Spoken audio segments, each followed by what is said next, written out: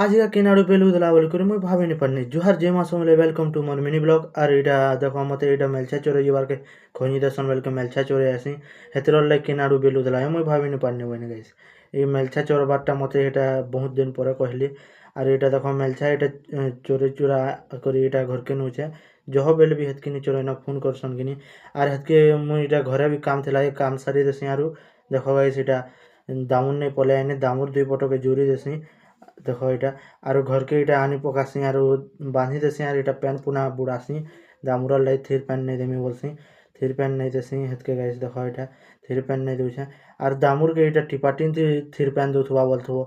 गोई देला तो लेबड़े देसन गाइस हेतिर लाई टिपाटिन देबार पड़ुछे का करबो टिपाटिन आर बाल्टीन देबार पड़ुछे आर बाल्टीन इटा पैन रुकी देसी देखो गाइस फुल फुल कर देसी रुकी देसी आरो